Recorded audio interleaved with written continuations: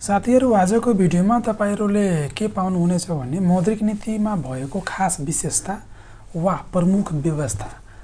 खासमा नेपाल राष्ट्र बैंकले प्रत्येक वर्ष मौद्रिक नीति सार्वजनिक गर्दै आइरहेको स्थिति छ र नेपाल राष्ट्र बैंकले आर्थिक वर्ष 2059-60 देखि वार्षिक रूपमा मौद्रिक नीति सार्वजनिक गर्दै आइरहेको छ र त्यसमा पनि आर्थिक वर्ष 2061-62 देखि अर्धवार्षिक रूपमा र आर्थिक वर्ष 2073-74 देखि त्रैमासिक रूपमा पनि नेपाल राष्ट्र बैंकले वित्तीय स्थितिको समीक्षा पनि गर्दै आइरहेको स्थिति हामीले देखेकै छौं।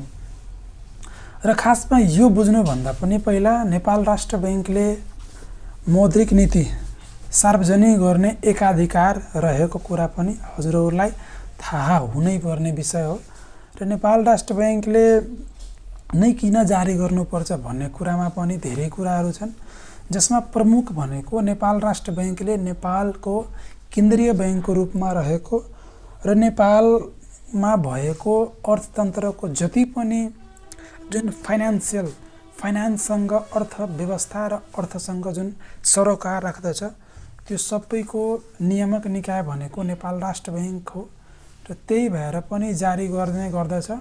र त्यो भन्दा पनि महत्त्वपूर्ण कुरा भनेको नेपाल राष्ट्र बैंक ऐन जुन 2058 सालमा प्रकाशन भएको थियो, जुन नेपाल राष्ट्र बैंक ऐन को मुख्य उद्देश्य भनेको तीनवटा मुख्य उद्देश्य रहेको छ। जुन मुख्य उद्देश्यमा तपाईहरुले नेपाल राष्ट्र बैंक ऐन 2058 को दफा आई थिंक 4 छ कि दफा 4 मा छ। दफा 4 मा त्यसको उद्देश्य रहेको छ।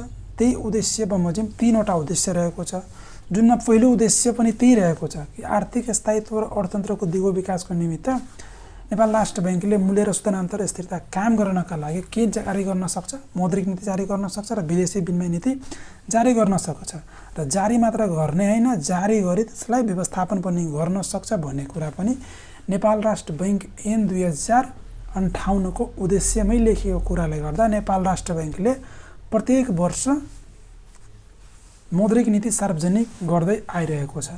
र नेपाल राष्ट्र बैंकले यो पाली जुन मौद्रिक नीति जारी गरेको छ त्यो 22औं मौद्रिक नीति रहेको छ र विक्रम सम्वत 2080 साउन 7 गते मौद्रिक नीति जारी भएको छ। यो 22औं मौद्रिक नीति र यो मौद्रिक नीतिमा भएको प्रमुख व्यवस्थाहरू के हो, मौद्रिक नीतिको प्रमुख व्यवस्थाहरू विशेषताहरू के हुन् भन्ने कुराहरू पनि सोध्न सकिन्छ भन्ने कुराहरूलाई मध्यनजर गर्दै यो भिडियो लिएर आएको छु। यो भिडियो तपाई अन्तसम्म हेर्नु होला, पक्कै केही न केही सिखेर जानु हुनेछ भन्ने विश्वासका साथ यो भिडियो लिएर आएको छु है। सुरु गरौँ न त मौद्रिक नीतिमा भएका प्रमुख व्यवस्था। ल अब विस्तृत मुद्रा पर्याय 12.5% रहनेछ यसपालि र बैंक वित्तीय संस्थाबाट निजी क्षेत्रतर्फ जाने कर्जा 11.5% सम्मले वृद्धि हुने लक्ष्य राखेको छ। र अर्को भनेको अनिवार्य नगद अनुपात भन्छ, त्यसलाई सीआरआर रेशियो भन्छ। त्यो खासमा 4% नै छ र वैधानिक तरलता अनुपातलाई पनि पहिलाको जस्तै ए क्लासको लागि 12% र बी र सी क्लासको लागि 10% राखेकै छ। यो पहिलादेखि नै त्यही व्यवस्था छ, त्यही भएर यहाँ यथावत राख्दै नीतिगत दरलाई 0.5% ले घटाई 6.5% राखेको छ। पोलिसी रेट भनेको त रिपो रेट हो। रिपो रेट खासमा भनेको अब बैंक वित्तीय संस्थालाई जब पैसाको आवश्यकता पर्छ त्यो अवस्थामा नेपाल राष्ट्र बैंकबाट जुन दरमा पैसा लिन्छ नि, जुन दरमा त्यसलाई रिपो रेट भन्छ है। अनि अर्को भनेको बैंक दरलाई 7.5% मा यथावत राखेको छ। यो नेपाल राष्ट्र बैंकले जारी गरेको 2079-80 को मौद्रिक नीतिको त्रैमासिक समीक्षामा 7.5% बैंक दरलाई गरेको थियो, त्यहीलाई नै यथावत राखेछ। र अरु भनेको निक्षेप संकलन बुलक बोल दरलाई 5.5% बाट घटाएर 4.5% कायम गरेको छ भन्ने कुरा पनि हजुरहरुले हेर्न सक्नुहुनेछ। र अर्को भनेको बैंकिङ कसुर तथा सजाय ऐनको कुरा पनि गरेछ। बैंकिङ कसुर तथा सजाय ऐनमा जुन समसामयिक संशोधन प्रक्रिया, जुन विभिन्न किसिमको अब बैंकिङ ठगीहरू हुन गइरहेको छ, त्योलाई पनि केही संशोधन गर्नुपर्ने कार्यलाई पनि अगाडि बढाइनेछ भन्ने कुरा पनि यहाँ गरेको छ। र पहिला आवासीय घर कर्जाको सीमा पहिला 1,50,00,000 थियो, त्यसलाई वृद्धि गरेर 2 करोडसम्म पुर्याएको छ। र अर्को बैंक वित्तीय संस्थाको सुझाव समेतको आधारमा है चालु पुँजी कर्जा सम्बन्धी मार्गदर्शनमा आवश्यक पुनरावलोकन गरिने त्यो पनि कुरा छ।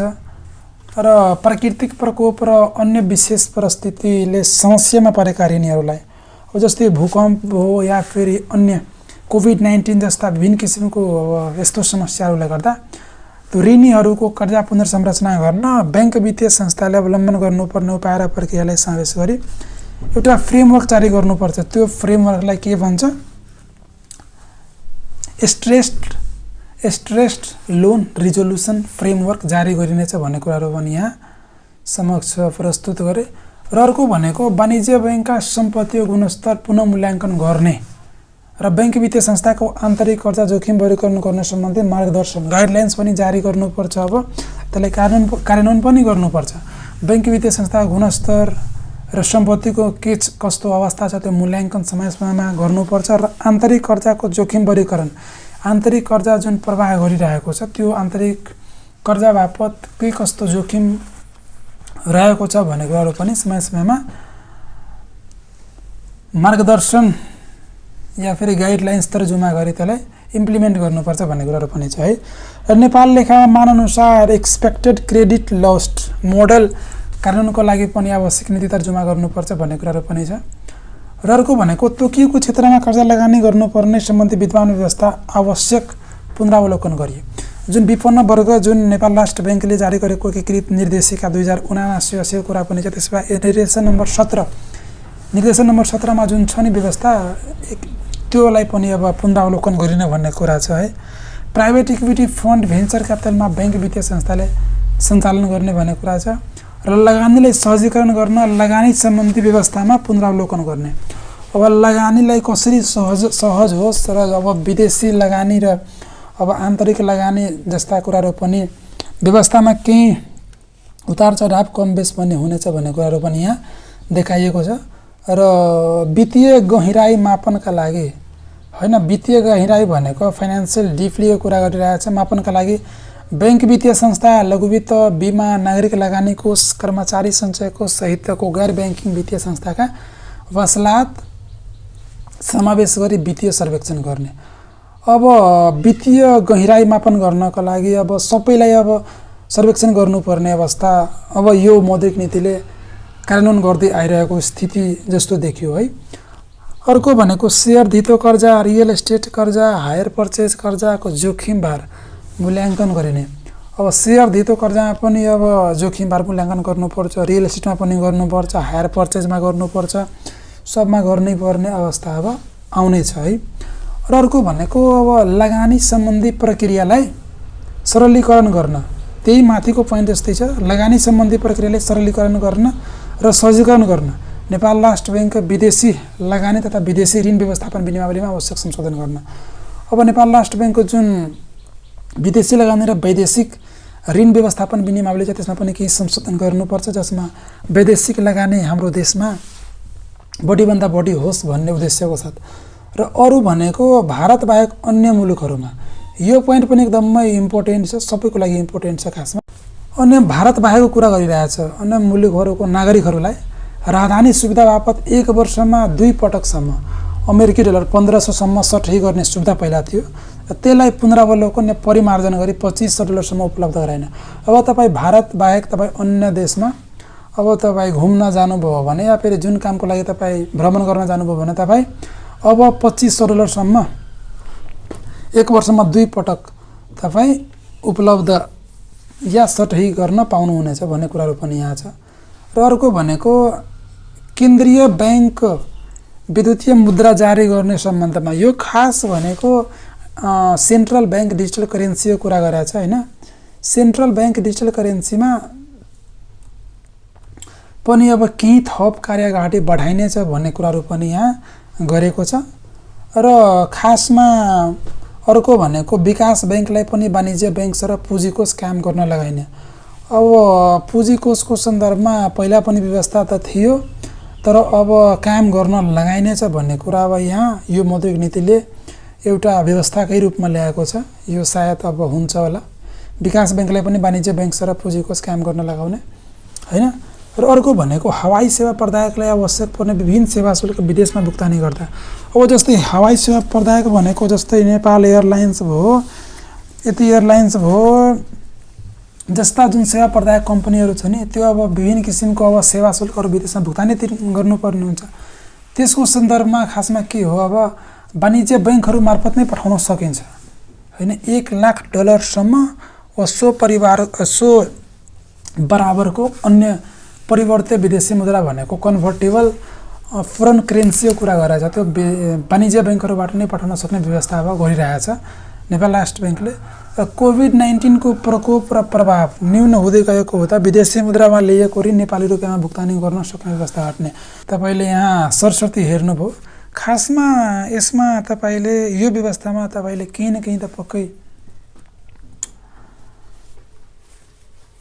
सिक्नु भयो होला, बुझ्नु भयो होला। मलाई विश्वास छ यो भिडियोबाट तपाईले यो मौद्रिक नीति 2080-81 मा भएका प्रमुख व्यवस्थाहरूमा यही 20-21 वटा पोइन्टमा तपाईहरुलाई भने सरस्वती भने यो भिडियोको थ्रु तपाईहरुले के सिक्नु भयो, केही सिक्नु भयो भने हामीलाई अब कमेन्ट गरिदिनु होला। र केही डाउट छ, केही समस्या छ भने हामीलाई अब सम्पर्कमा जुड्नलाई इन्स्टाग्राममा पनि फलो गर्न सक्नुहुनेछ है।